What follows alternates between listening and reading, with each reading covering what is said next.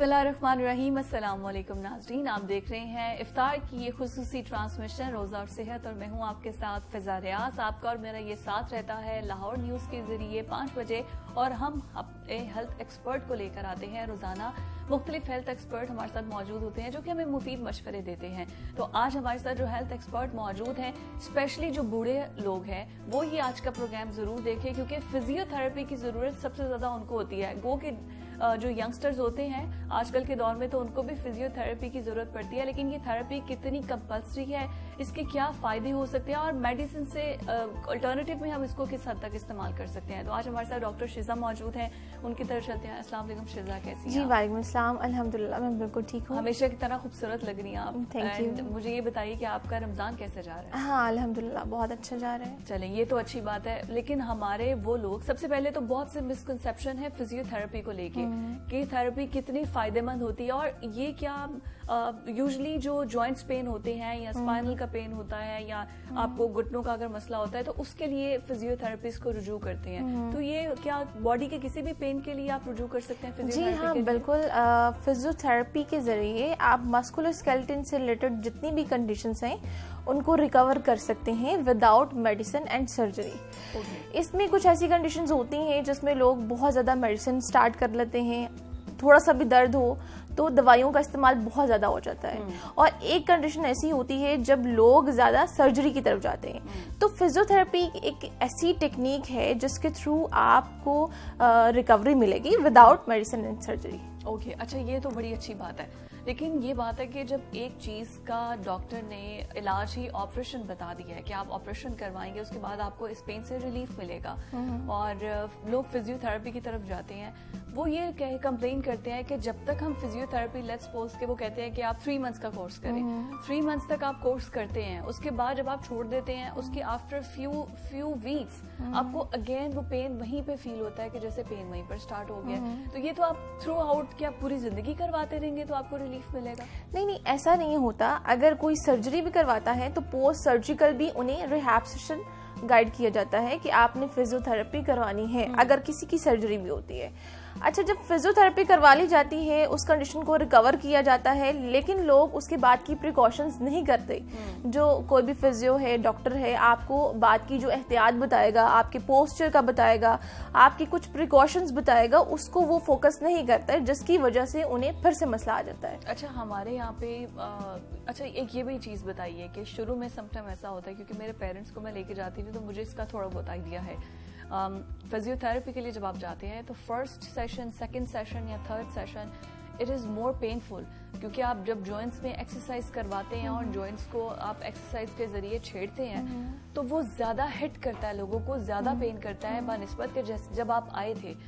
तो वो जो एक हिट करने वाली पेन है वो कितनी देर में नॉर्मल हो जाती है? और अगर किसी को ये पेन हो रहा है तो वो ये समझते हैं कि हम डॉक्टर के पास गए, थेरेपिस्ट के पास, उसने तो हमें ज्यादा पेन कर दिया, अब तो हमने जाना ही नहीं है सेशंस के लिए नेक्स्ट। नहीं, बिल्कुल भी ऐसा नहीं होता।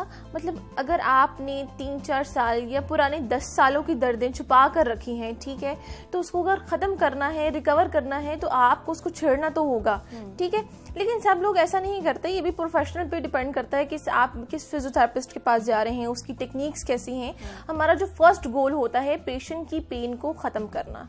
फर्स्ट वीक का जो गोल होगा, पेशेंट को जो पेन आ रही है, उसको सिम्टम्स जो आ रहे हैं उसको खत्म करके उसके बाद उसका जो पिन पॉइंट है, जो उसका असली मसला है, उसको रिकवर किया जाए। आप उसको मेडिकेशन भी साथ देते हैं? मेडिकेशन में ज्यादा मेडिकेशन नहीं होती, क्योंकि अभी मैंने बताया है कि मैं पूरी कोशिश करती हूँ कि विदाउट मेडिसिन और सर्जरी उसकी रिकवरी की जाए। तो यहाँ पर हम जेल वगैरह का इस्तेमाल कर सकते हैं। हमारी कुछ मोडालिटीज होती हैं जिसके थ्रू हमने उसकी पेन को कम करना होता है, ख़त्म करना होता है। अब अक्सर ऐसा होता है कि पेशेंट जो है अपनी टांग को, फॉर एग्जांपल नी की बात कर लेते हैं, अक्सर जो है बुजुर्ग ख़वातीन भी और हजरात भी, ख़वातीन में ज़्यादा इस वजह से क्योंकि उनके वेट की वजह से अक्सर फीमेल बहुत ओबीस होती हैं, जो कि हमारे नीज सारा वेट जो है उसको बेयर करते हैं। इस वजह से फिर क्या होता है कि नी की स्पेस जो है रिड्यूस हो जाती है, इसमें उनको फिर प्रॉब्लम आती है। अब जब हम उसकी डायरेक्ट मोबिलाइजेशन की तरफ आ जाते हैं, एक्सरसाइजेस की तरफ आ जाते हैं, विदाउट उसको 1 वीक का सेडेटिव इफेक्ट दिए बगैर, मतलब कि उसको आपने मैनुअल करना है, हमने उसकी सॉफ्ट टिश्यूज करना है, उसके थ्रू उसका दर्द पहले वीक में हमने खत्म करना है, ठीक है, उसके बाद उसकी एक्सरसाइज स्टार्ट करनी है। तो इसमें डरने की जरूरत नहीं होती, क्योंकि फर्स्ट सेशन में अक्सर लोग कह देते हैं कि जी हमारा दर्द तो बढ़ गया। और आपको पता होना चाहिए कि आप इतनी पुरानी दर्दों के साथ आए हैं, आपको डॉक्टर ने जितने सेशंस कहा है, आप एक्सरसाइज भी करें तो जैसे जैसे आप एक्सरसाइज करते हैं आपको क्रैम्प्स की पेन भी तो होती है ना, तो same goes to like that कि अगर वो आपको छेड़ रहे हैं या एक्सरसाइज करवा रहे हैं या कुछ आपके प्रेशर पॉइंट्स को आप लोग कर रहे हो तो वो ट्रिगर करेगा थोड़ा, लेकिन वो फिर सेटल डाउन तो हो जाएगा। अच्छा, आपने एक टेक्निक्स की बात की, मैं उसकी तरफ आऊंगी। अब डॉक्टरी लैंग्वेज में या आम ऑडियंस जो बैठी है ना, मुझे पता है ना उनको पता है, हमें तो जो डॉक्टर ने बता दिया हमें तो लगेगा कि वो ठीक है। तो अगर किसी को स्पाइनल का सबसे ज्यादा मसला है, स्पाइनल कॉर्ड का बहुत ज्यादा मसला होता है, लोगों को कमर की रीढ़ की हड्डी में मोहरों का मसला होता है, कौन सी टेक्निक्स होती है, किस तरह आप करते हैं ताकि अगर वो डॉक्टर के पास जा रहे हैं तो उन्हें पता हो कि हाँ भाई हमारा डॉक्टर हमें ठीक तरीके से ट्रीट कर रहा है। अच्छा, स्पाइन की बहुत सारी कंडीशंस हैं, ठीक है, बहुत सारे मसले हैं। जो मेन मसला आता है लोगों को डिस्क स्लिप का मसला आता है, ठीक है, उसमें भी उसकी टाइप्स होती हैं, उसकी टाइप्स के अकॉर्डिंग हम लोग बता सकते हैं कि कितनी सिविरिटी है। अब जब स्टार्टिंग में डिस्क स्लिप का मसला आया है, कोई ट्रॉमा नहीं है, उसके पोस्चर की वजह से, उसकी एक्टिविटी जो वो घर पे जो पोस्चर किया जाता है उसकी वजह से अगर स्टार्टिंग में कोई मसला आता है तो ये फर्स्ट स्टेज होती है। सॉरी टू इंटरप्ट यू, मुझे ये बताइए डिस्क का क्योंकि मुझे नहीं पता या ऑडियंस को नहीं पता कि डिस्क हमारी कमर में किस चीज को डिस्क बोलते हैं, कितनी डिस्क होती हैं, बिकॉज L1 भी होती है, S1 भी होती है। नहीं, ऐसा नहीं होता। अच्छा, इसमें क्या होता है कि हमारी स्पाइन है, स्पाइन के वर्टिब्रास हैं, ठीक है, और डिफरेंट वर्टिब्रास हैं, मतलब कि सर्वाइकल है, थोरेसिक है, लंबर है, सैक्रल, तो डिफरेंट उनकी नाम है जो वर्टिब्रास हैं, ठीक है, जिनको मोहरे भी बोला जाता है आम जुबान में। अब उनके दरमियान में एक मोहरों और दूसरी मोहरों के दरमियान में एक कुशन होता है, फ्लूइड टाइप कुशन होता है जिसको डिस्क बोलते हैं। वो एक सपोर्ट प्रोवाइड करता है और इसका बहुत अहम रोल होता है। अब वो जो डिस्क, अगर वही फ्लूइड बाहर की तरफ मूव करता है तो उसको डिस्क स्लिप बोला जाता है। और घर पे भी इस चीज की एहतियात करनी है। अगर आप बैठ रहे हैं तो अक्सर लोग जब बैठ के वेट लिफ्टिंग करते हैं तो उसमें भी पोस्चर का ख्याल नहीं रखते, जिसमें सडन उनको फेसर जॉइंट लॉकिंग आ जाती है। वहां पर भी मोहरों का वो एकदम से बोलते हैं जी हमें चुक पड़ गई, ये आम जुबान में इसको बोला जाता है, ठीक है, मसल लॉक हो जाता है और फिर उसके बाद आप सीधे नहीं हो सकते। अच्छा, एक तो आपने बोला कि 90 के एंगल पे बैठना है, मतलब ऐसे डल होके या रिलैक्स होके, लेकिन अपने स्पाइनल को स्ट्रेट रखते हैं। सेकंड, आप जब सोते हैं, सोने की आपने बात की, उसमें भी क्या एंगल होता है स्पेसिफिक? अच्छा, सोने में जी हाँ बिल्कुल, मैं अक्सर बता दूं कि लोग जो हैं बहुत हार्ड मैट्रेस को यूज करते हैं, कुछ लोग बहुत ही सॉफ्ट मैट्रेस को यूज करते हैं, ठीक है, तो मैं अपने सभी पेशेंट को मॉडरेट टाइप का मैट्रेस रिकमेंड करती हूँ। आप कंडीशन में हैं भी और अगर नहीं भी हैं तब भी आपने मॉडरेट लेवल यूज करना है। आपकी सरफेस इतनी हार्ड नहीं होनी चाहिए कि वो आपकी स्पाइन का जो एस शेप है, जो उसकी कुदरतन जो शेप है, उसको डिस्टर्ब कर सके, ठीक है। तो अच्छा, मैट्रेस तो यूजुअली होते हैं स्प्रिंग्स वाले होते हैं, और जो स्प्रिंग्स के बगैर हार्ड होते हैं उनमें स्प्रिंग्स नहीं होता, लेकिन वो इतने हार्ड होते हैं ऐसे लगता है जैसे ईंटें हैं।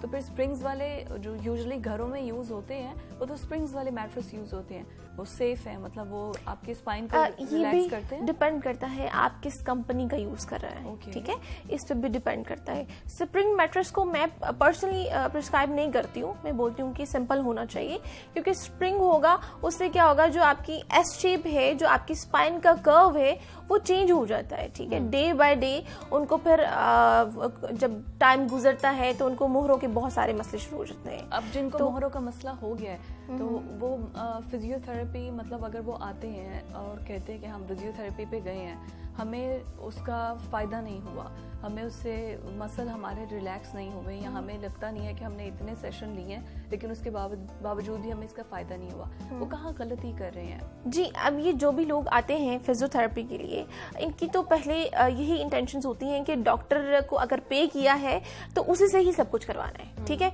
और घर पे हमने कोई एक्सरसाइज नहीं करनी, कोई प्रिकॉशंस नहीं करनी और कोई एहतियात नहीं करनी। मतलब जो 1-1.5 घंटा है वही इलाज का है, उसके बाद हम बिल्कुल नॉर्मल रहेंगे, सेडेटिव और विग्रस टाइप की एक्टिविटी करेंगे, जर्की मूवमेंट करेंगे, और उसके बाद हम लोग जो है इस कंप्लेन के साथ आ जाते हैं कि हमें उससे फायदा नहीं हुआ, ठीक है।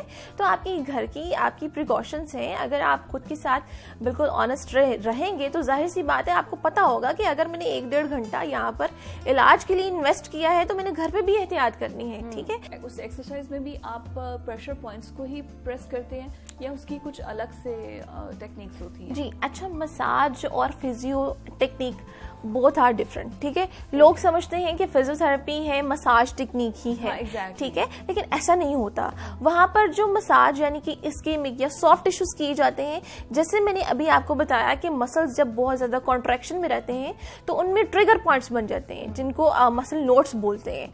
तो मसाज उन नोट्स को खत्म करने के लिए, दरअसल वो मसाज होता नहीं है, वो एक टेक्निक होती है जो उन को रिकवर करने के लिए, उन गिल्टियों को खत्म करने के लिए किया जाता है, ठीक है। और ये फिजियो में ही ऐसा होता है, ठीक है। लेकिन मसाज में आपको ओवरऑल सेडेटिव इफेक्ट, कुछ मोटर पॉइंट्स होते हैं जो कि आपकी नर्व्स के थ्रू आपको वो सप्लाई जहां पर जा रही है उसको आप स्टिमुलेट करते हैं और उसमें सर्कुलेशन बढ़ाते हैं। ये इस तरीके से किया जाता है, ठीक है। लेकिन इसमें जो फिजियोथेरेपी का ट्रीटमेंट है, ये ट्रीटमेंट है, ये मुकम्मल इलाज है। एक सेशन में तो वो रिलीफ मिल जाएगा, वो तो मजीद ट्रिगर नहीं करेगा, क्योंकि फर्स्ट सेशन तो आपको पेनफुल होता है। अच्छा, फर्स्ट सेशन सबके लिए पेनफुल नहीं होता, इसमें भी टेक्निक्स होती हैं, ठीक है।